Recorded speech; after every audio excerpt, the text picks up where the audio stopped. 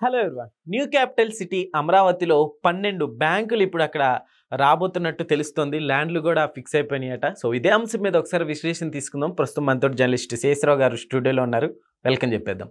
Hello sir. Hello. So ఏంటి sir ఆ 12 బ్యాంకులు ఏంటి, ఎక్కడెక్కడ రాబోతున్నాయి? ఒకేసారి 12 బ్యాంకులకి లాంచ్ చేసేదానికి అమరావతిలోని ఉద్దండరాయనపాలెం సిద్ధం చేస్తున్నారు. ఉద్దండరాయనపాలెం అక్కడ నేషనల్ హైవే నెంబర్ 10 అక్కడ ఆ ప్రాంతంలో ఈ 12 బ్యాంకులకు సంబంధించిన ల్యాండ్ అలాట్ అయిపోయింది. ఒకేసారి ఒకే ప్రాంతంలో ఇన్ని బ్యాంకులు 12 బ్యాంకులు త్వరలోనే ప్రారంభం కావడం అనేది ఒక సంచలనం. అయితే ఈ మోడల్ ఎక్కడుంది ప్రపంచంలో అని అంటే సింగపూర్ అలాగే లండన్లో ఇలాంటి మోడల్ ఉంది. అంటే బ్యాంక్స్ అన్నీ కూడా ఒక చోట ఉంటాయి. దీన్నే బ్యాంకింగ్ డిస్ట్రిక్ట్ అంటున్నారు దీన్ని, ఈ ప్రాంతాన్ని, అమరావతి ప్రాంతాన్ని. ఇప్పటివరకు అమరావతిని మనం జనరల్గా 33,000 ఎకరాలు, ఆ తర్వాత 4,000 ఎకరాలు ఎందుకు చంద్రబాబు గారు మళ్ళీ 44,000 ఎకరాలు తీసుకుంటున్నారు, ఇవన్నీ కూడా చర్చకు వచ్చాయి. ఎందుకు తీసుకుంటున్నారు అనేది ఇప్పుడు అర్థం కావాలి అక్కడ ఉండేటువంటి వాళ్ళకి. ఇంటర్నేషనల్ ఎయిర్పోర్ట్ కానీ, ఇంటర్నేషనల్ స్టేడియంస్ కానీ, తర్వాత కన్వెన్షన్ సెంటర్స్ కానీ, ఇప్పుడు 12 బ్యాంకులకు సంబంధించిన ల్యాండ్ అలాట్మెంట్ కానీ, రాబోయేటువంటి రోజుల్లో కేంద్ర ప్రభుత్వ రంగ సంస్థలు అనేక రావాల్సి ఉంది. ఇంకా వాటికి ల్యాండ్ అలాట్మెంట్ చేయాలి. వాటికి కానీ లేదా కంపెనీలు ఏమన్నా ఇప్పుడు రాబోయేటువంటి రోజుల్లో క్వాంటమ్ కంప్యూటర్స్ 2024లో ప్రారంభిస్తున్నారు. ఆ క్వాంటమ్ కంప్యూటర్స్ది టవర్స్ అక్కడే అమరావతిలోనే ఉంటాయి. దాన్ని చూసిన తర్వాత ఇంకా క్వాంటమ్ కంప్యూటర్స్కి సంబంధించిన కంపెనీలు వచ్చినందుకు వాటికి ల్యాండ్ చూపించాలి. అప్పటికప్పుడు ల్యాండ్ ఎక్కడి నుంచి వస్తుంది?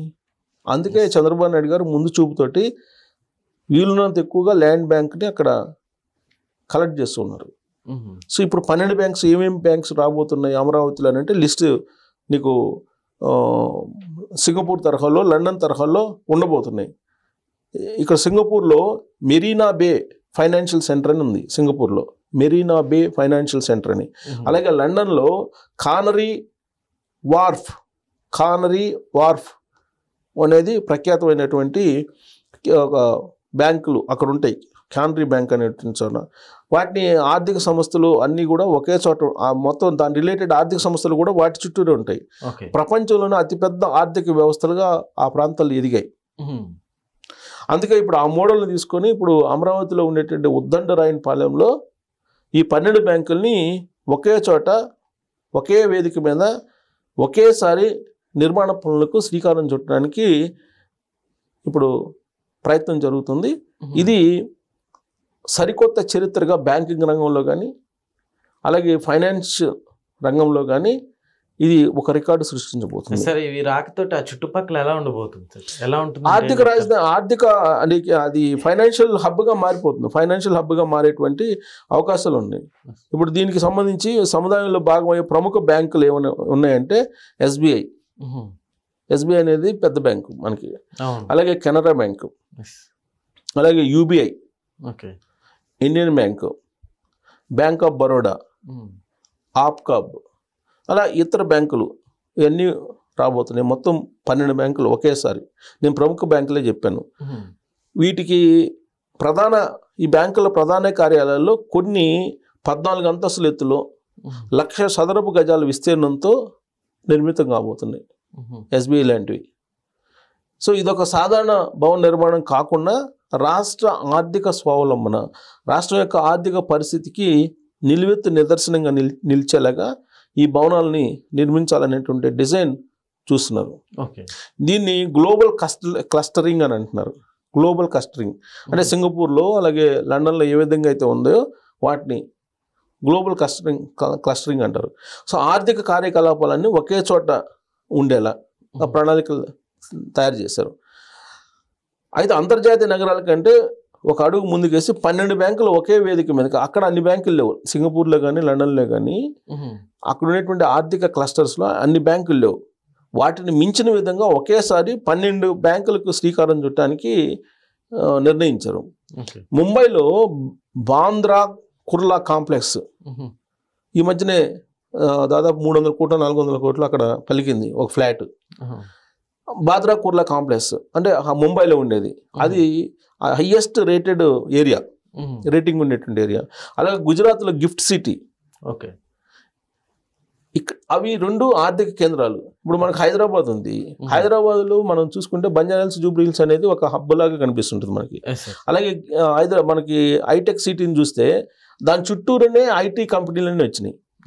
దాన్ని ఏమంటాం మనం, ఐటీ క్యారిడార్ అంటున్నాం కదా ఇప్పుడు మనం. సో అలాగే రేపు 12 బ్యాంకులు లాంచ్ అయితే అమరావతిలో దాన్ని మనం ఫైనాన్షియల్ క్యారిడార్ అంటాం మనం. ఇప్పుడు ముంబైలో కూడా అదే కుర్లా కాంప్లెక్స్ అనేది అదే, అది ఫైనాన్షియల్ కారిడార్. ఇక్కడ కూడా మనకు ఫైనాన్షియల్ డిస్ట్రిక్ట్ ఉంది. హైదరాబాద్లో కూడా ఫైనాన్షియల్ డిస్ట్రిక్ట్ ఉంది, ఇది హైటెక్ సిటీ దాటి వెళ్ళిన తర్వాత. అలాగే గుజరాత్లో గిఫ్ట్ సిటీ అనేది ఉంది. గిఫ్ట్ సిటీ కూడా ఆర్థిక కార్యకలాపాలు నిర్వహించేటువంటి సంస్థలు అన్నీ అక్కడే ఉంటాయి. ఒక బ్యాంకులే కాదు, బ్యాంక్ రిలేటెడ్ సంబంధించినటువంటి కంపెనీలు అన్నీ అక్కడే చుట్టూరు ఉంటాయి. సో దాన్ని ఫైనాన్షియల్ హబ్గా ఉంటాయి. సో అలాగే బ్యాంకింగ్ డిస్ట్రిక్ట్ అంటారు దీన్ని. దీని పేరు బ్యాంకింగ్ డిస్ట్రిక్ట్ అని పెట్టారు. అమరావతిలో ఈ 12 బ్యాంకులు ఒకే చోట నిర్మించిపోయేదాన్ని బ్యాంకింగ్ డిస్ట్రిక్ట్ అని చెప్పి ఆ పేరుని, ఆ ప్రాంతం యొక్క పేరుని ఉద్దండరాయనపల్లి ఉంది కదా, కానీ దాన్ని బ్యాంకింగ్ డిస్ట్రిక్ట్ అని చెప్పి పేరు మార్చారు. దానికి సిఆర్డిఏ భూములు కూడా కేటాయించారు. వాటికి త్వరలోనే ప్రారంభోత్సవం అంటే నిర్మాణానికి శంకుస్థాపన కూడా చేసే అవకాశం ఉంది. బ్యాంకులు, ప్రభుత్వ కార్యాలయాలు పక్కనే ఉంటాయి. అక్కడే కదా ప్రభుత్వ కార్యాలయాలు కూడా ఉంది. సో బ్యాంకులు కానీ ప్రభుత్వ కార్యాలయాలు కానీ పక్కనే ఉంటే కనుక వెసులుబాటు ఉంటుంది. అలాగే పాలన, వాణిజ్య, ఆర్థిక కార్యకలాపాలు ఇవన్నీ కూడా ఒకే వేదికగా మారిపోతున్నాయి. బ్యాంకులు, ప్రభుత్వ కార్యాలయాలు ఇవన్నీ పక్కనే ఉండటం వల్ల వినియోగదారులకు కానీ అలాగే వాళ్ళకి అందరికి కూడా కొంచెం బెనిఫిట్ ఉండే అవకాశం ఉంది, ఒకే చోట ఉంటాయి కాబట్టి. సో పారిశ్రామికవేత్తలు కానీ, వ్యాపారవేత్తలు కానీ, లేదా బ్యాంకింగ్ కానీ, ఫైనాన్స్ రంగంలో ప్రత్యక్షంగా పరోక్షంగా వేలాది మంది డిపెండ్ అయి ఉంటారు.